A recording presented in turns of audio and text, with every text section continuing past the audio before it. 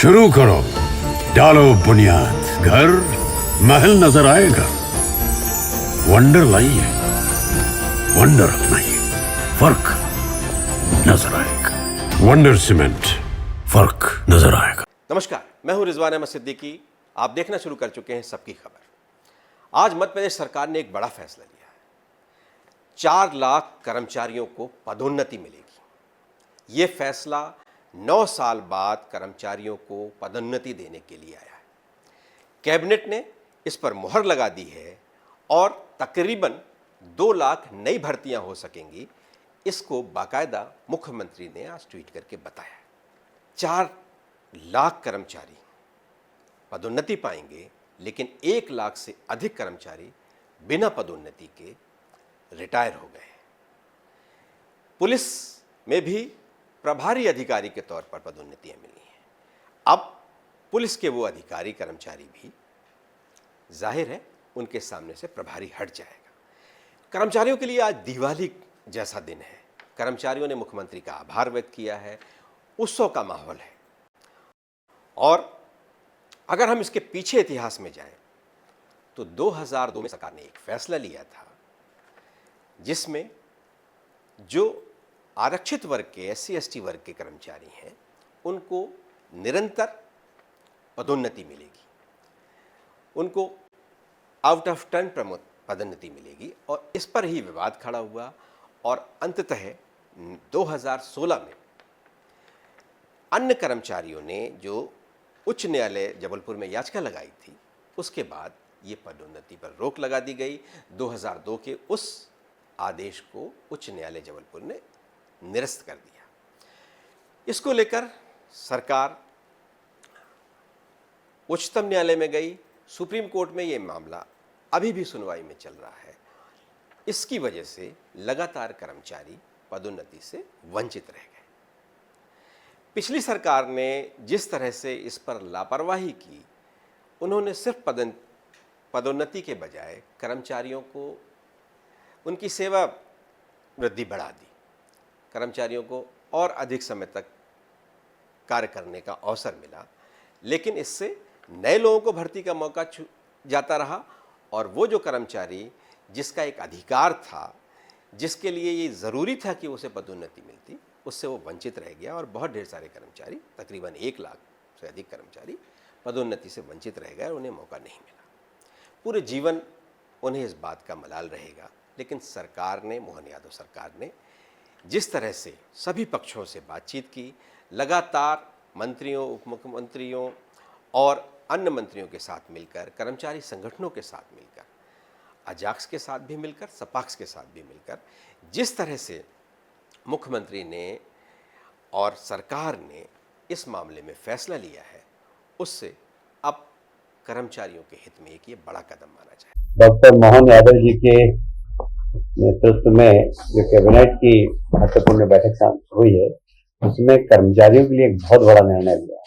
आप सभी जानते हैं कि बहुत सारे कारणों से उच्चतम न्यायालय, उच्च न्यायालय, उसके कारण प्रमोशन में पिछले 9 वर्षों से काफी बाधा आ रही थी। इस बार हमने एक रास्ता निकाला है जिससे कि हमारे कर्मचारियों के प्रमोशन हो, और जब प्रमोशन होंगे तो निश्चित रूप से नीचे के स्थान रिक्त भी होंगे, तो फिर हम लोगों को भर्ती भी देख कर पाएंगे। तो इसलिए एक नई भर्ती के दरवाजे भी खुलेंगे। तो एक बहुत बड़ा महत्वपूर्ण निर्णय लिया है 9 वर्षों बाद। आरक्षित वर्गों का प्रतिनिधित्व हमने सुनिश्चित किया है और उनके हितों का भी पूरा ध्यान रखा है हमने। कहीं पर भी जो आरक्षित वर्ग है उनके परसेंटेज को पूरा ध्यान में रखते हुए हमने परसेंटेज, जैसे कि अनुसूचित जनजाति के लिए 20% और अनुसूचित जाति के लिए 16% आरक्षण का प्रावधान है, वो भी इस प्रमोशन में हमने पूरी तरीके से ध्यान रखा है। उच्चतम न्यायालय और उच्च न्यायालय के जितने भी आदेश थे, चाहे वो एम नागराज का हो, जनरल सिंह का हो, RK सभरवाल का, इन सारे प्रकरणों की हमारे विधि विभाग से पूरी जानकारी लेकर तो प्रमोशन में किसी प्रकार की कहीं पर भी विधिक तकलीफ नहीं आए, इस बात में ध्यान रखते हुए हमने पूरी प्रमोशन की नीति बनाई है। अनुसूचित जाति व अनुसूचित जनजाति के लोक सेवकों को भी मेरिट के आधार पर पदोन्नति प्राप्त करने का अवसर दिया गया है। वर्तमान वर्ष में आगामी वर्ष की रिक्तियों के लिए पदोन्नति समिति की बैठक कर चयन सूची बनाने का प्रावधान किया गया है, अर्थात अग्रिम डीपीसी के प्रावधान भी किए गए हैं। ये बहुत महत्वपूर्ण हिस्सा है कि अग्रिम डीपीसी के प्रावधान भी अब प्रारंभ हो गए हैं। पदोन्नति के सूत्र में वरिष्ठता का पर्याप्त ध्यान रखा गया है। वरिष्ठ लोक सेवकों में से मेरिट के अनुसार न्यूनतम अंक लाने वाले लोक सेवक पदोन्नति हेतु पात्र होंगे। प्रथम श्रेणी के लोक सेवकों के लिए मेरिट कम सीनियरिटी के प्रावधान किया गया है। पदोन्नति के सूत्र में कार्यदक्षता को प्रोत्साहित किया जाना लक्षित है। पदोन्नति के लिए अपात्रता का स्पष्ट निर्धारण किया गया है। किन परिस्थितियों में कोई लोक सेवक अपात्र होगा एवं दंड का क्या प्रभाव होगा, यह स्पष्ट रूप से उल्लेख किया गया है।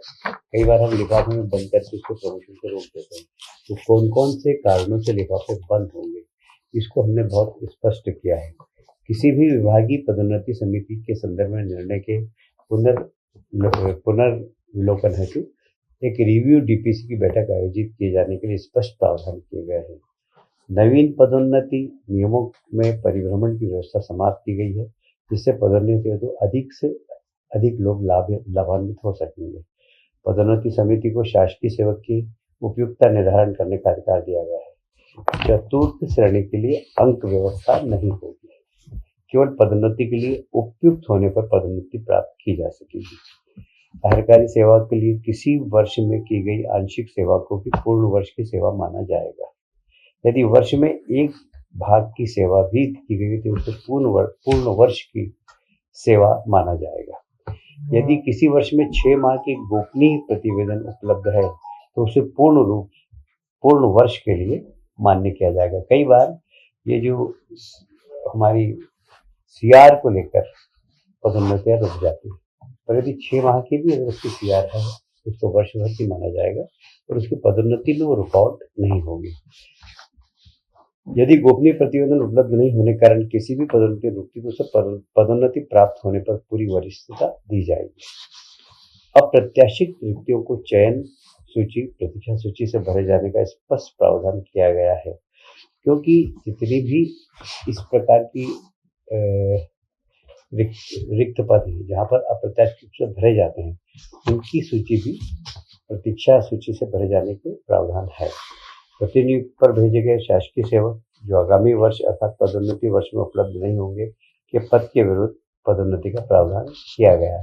कई बार जब किसी व्यक्ति को बाहर भेज देते हैं किसी दूसरे उसमें, उसका पद रिक्त हो जाता है, वहाँ पर हम पदोन्नति कर सकेंगे।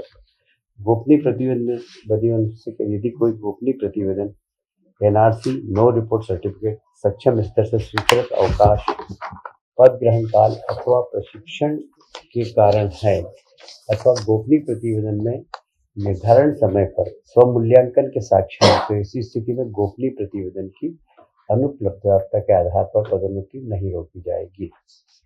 विभागीय पदोन्नति समिति के बैठक से पूर्व केवल कारण बताओ सूचना पत्र के आधार पर बंद लिफाफे की कार्रवाई नहीं की जाएगी। ये एक बहुत महत्वपूर्ण विषय है, क्योंकि आपने भी देखा होगा कि लोगों के जरा से कारण बताओ नोटिस पे लिफाफा मिलता रहता है, तो उसकी पदोन्नति फिर होती ही नहीं है। और वो लिफाफा 4 साल, 5 साल, 6 साल, अभी तो मेरे पास ऐसे केस आए कि वो रिटायर हुए, उसको 3 साल हो गए, उसके बाद उसका लिफाफा गिला, तो रिटायरमेंट के बाद उसको पदोन्नति दी गई। ये सब जितने भी इस प्रकार के प्रावधान थे उसको ठीक किया गया है।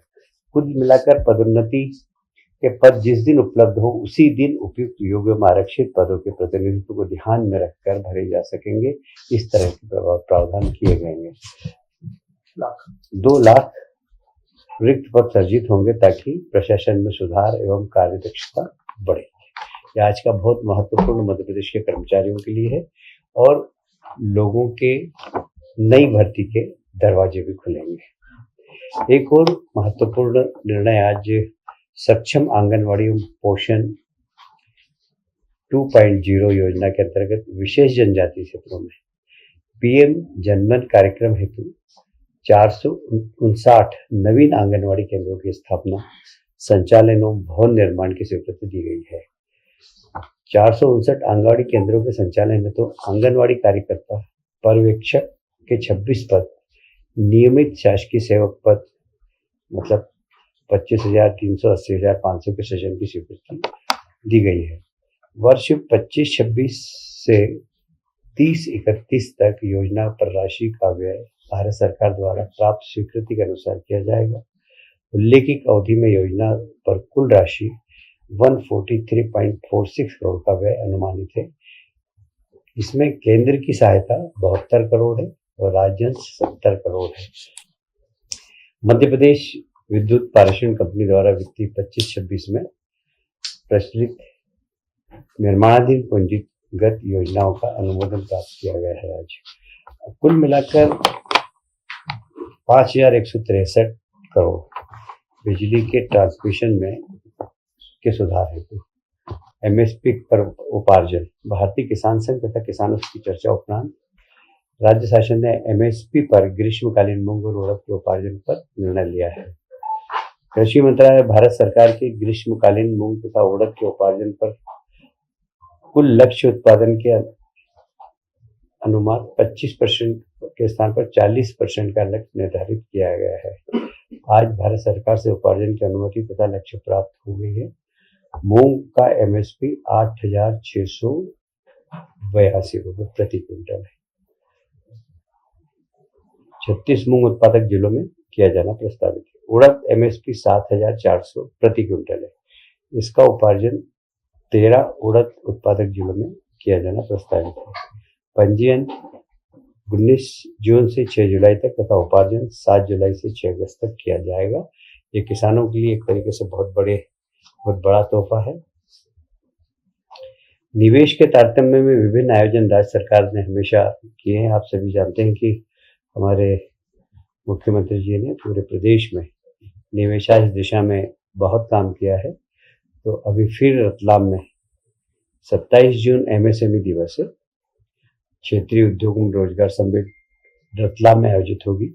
उसी प्रकार राष्ट्रीय इंटरेक्टिव सेशन लुधियाना में 7 जुलाई। आप सभी जानते हैं कि लुधियाना और वहाँ के बहुत सारे पहले से हमारे यहाँ ट्राइडेंट वगैरह सभी लुधियाना के हैं। तो ये एक रोजगार देने वाली जो इंडस्ट्री है और इसलिए हम चाहते हैं कि लोगों को रोजगार मूलक इंडस्ट्री यहाँ पर डालें। इस दिशा में मुख्यमंत्री जी लुधियाना जाएंगे और इस दिशा में काम करेंगे। 21 जून को अंतर्राष्ट्रीय योग दिवस है। अंतर्राष्ट्रीय योग दिवस आप सभी जानते हैं कि प्रधानमंत्री जी ने लगभग 100 से ज़्यादा देशों में अंतर्राष्ट्रीय योग दिवस मनता है। मैं इसको फिर दोहराऊंगा। पहले ही मैंने आपसे कहा था कि पूरी दुनिया के अंदर योग के मास्टर ट्रेनर भारत से जाकर रोजगार प्राप्त कर रहे हैं और बहुत सारे विदेशी अब ट्रेनिंग लेने। एक और मैं आपको सूचना देते हुए बड़ा गौरवान्वित महसूस कर रहा हूँ अपने आप को कि पर्यटन की दृष्टि से मध्य प्रदेश में 19.6% पर्यटकों की बढ़ोतरी हुई है। इस वर्ष 2024 में लगभग 13,41 लाख पर्यटक मध्य प्रदेश में आए थे और 2023 की तुलना में 19.6% अधिक है। 24 में 1,67,000 पर्यटक मध्य प्रदेश में आए। विदेशी पर्यटकों की भी संख्या हमारे यहाँ बहुत बड़ी है और जो हमारे भारतीय जितने भी पर्यटक हैं वो हमारे धार्मिक स्थलों पे बड़ी संख्या में आ रहे हैं। दोनों टूरिज्म मतलब इको टूरिज्म और रिलीजियस टूरिज्म, इसमें मध्य प्रदेश में टूरिस्टों की संख्या बढ़ी। जो नया फार्मूला है उसमें खाली पदों पर SC ST को 16 और 20% और बाकी अनारक्षित वर्गों में बांटा जाएगा। पहले SC ST के वर्ग के जो पद हैं उसे वो भरे जाएंगे, फिर बाकी पदों के लिए सभी दावेदारों को मौका मिलेगा। 2 तरह से लिस्ट बनेगी इसमें। क्लास 1 अधिकारी जैसे डिप्टी कलेक्टर के लिए लिस्ट मैरिज और सीनियरिटी दोनों के आधार पर बनेगी। क्लास 2 और पीछे के पदों के लिए लिस्ट सीनियरिटी के आधार पर बनाई जाएगी। इसमें ACR भी बहुत ज़रूरी होगी। पिछले 2 साल में कम से कम 1 रिपोर्ट आउटस्टैंडिंग होनी चाहिए। पिछले 7 साल में कम से कम 4 रिपोर्ट A+ होनी चाहिए। अगर किसी कर्मचारी की गलती से उसकी ACR नहीं बनी है तो वो प्रमोशन से वंचित रह जाएगा। हर साल पदोन्नति होगी। हर साल सितंबर से नवंबर के बीच प्रमोशन की प्रक्रिया डीपीसी होगी। 31 दिसंबर की स्थिति के आधार पर यह तय होगा 1 जनवरी से पद भरने शुरू होंगे। चयन प्रक्रिया कैसी होगी, इस पर भी अगर हम अपने दर्शकों को बताएं, जितने पद होंगे उसके 2 गुना लोग बुलाए जाएंगे और 4 अतिरिक्त लोग भी उसमें शामिल होंगे। जैसे अगर 6 पद हैं तो 12 दुगना हो गए और उसमें 4 और जोड़े जाएंगे तो 16 लोगों को इस चयन में बुलाया जाएगा। पहले से प्रमोशन पा चुके कर्मचारियों को हटाया नहीं जाएगा। रिटायर हो गए कर्मचारियों को के लिए ये सबसे अफसोस की बात है कि उनको इसका लाभ नहीं मिलेगा। नया नियम उस दिन से लागू होगा जिस दिन इसका नोटिफिकेशन जारी हो जाएगा। SC ST के जो पदोन्नति है उसको लेकर ही ये विवाद था, जिसको लेकर शिवराज सरकार लंबे समय तक अनिर्णय की स्थिति में रही, जिसकी वजह से लाखों कर्मचारियों का नुकसान हुआ और वो पदोन्नति से वंचित रह गए, रिटायर हो गए और बहुत से कर्मचारी अभी भी पदोन्नति की बाट जोड़ रहे हैं। सबसे पहले जनजाति वर्ग के पद भरे जाएंगे, उसके बाद अनारक्षित पदों की पूर्ति की जाएगी। यदि SC ST वर्ग के लिए अनारक्षित पद पर कोई पात्र व्यक्ति उपलब्ध नहीं होगा तो वह पद रिक्त रहेगा।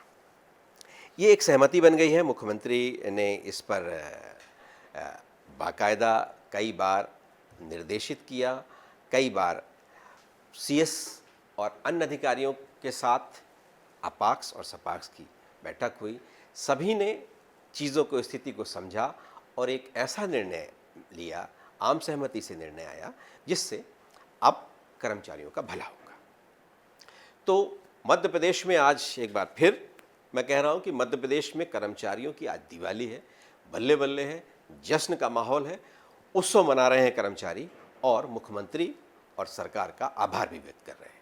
तो इतने लंबे समय तक जो प्रतीक्षा थी कर्मचारियों को, जो अटका हुआ था, क्यों अटका है इस पर भी बहुत चर्चा है। क्यों वक्त पर निर्णय नहीं लिया गया, इसको लेकर भी समय समय पर बहुत तरह की प्रतिक्रियाएं आती रही हैं। लेकिन चलिए, देर आयत दुरुस्त आयत की बात यहाँ कही जा सकती है, लेकिन जिनका वक्त बीत गया वो पूरे जीवन इस बात को याद करते रहेंगे। और जिन्हें मौका नहीं मिला, इसलिए कि जैसे 2 लाख पद रिक्त हो सकते हैं, उन पदों पर नई भर्ती हो सकती है, युवाओं को अवसर मिल सकता है, लेकिन इन 9 सालों में जिन्हें अवसर नहीं मिला, जो ओवर एज हो गए, ऐसे बहुत से लोग हैं जो इस निर्णय की वजह से प्रभावित हुए हैं। लेकिन फिर भी सरकार ने एक निर्णय लिया है, इसे साहसिक निर्णय कहा जा सकता है। इससे पहले भी निर्णय लिया जा सकता था, लेकिन न शिवराज सरकार ने, न उसके बाद कमलनाथ सरकार ने उस पर कोई निर्णय नहीं लिया। कमलनाथ सरकार ने उस समय कुछ प्रयास किए थे, विधानसभा अध्यक्ष के नेतृत्व में एक कार्रवाई शुरू भी की थी, लेकिन वो आगे नहीं बढ़ पाई और अब ये सेहरा बंधना था मुख्यमंत्री मोहन यादव के सिर। तो उन्होंने इस पर निर्णय लिया और मुख्यमंत्री मोहन यादव की यही एक खासियत है कि वो किसी चीज़ को टालते नहीं हैं, निर्णय त्वरित लेते हैं, निर्णय जल्दी लेते हैं और इस मामले में उन्होंने निर्णय लिया है। जाहिर है उनकी इस पर सराहना होगी। हमारे इस कार्यक्रम में बस इतना ही। अगर आपको ये हमारा कार्यक्रम पसंद आए तो आप इसे लाइक कीजिए, कमेंट कीजिए, शेयर कीजिए और हमारे चैनल को सब्सक्राइब अवश्य कीजिए।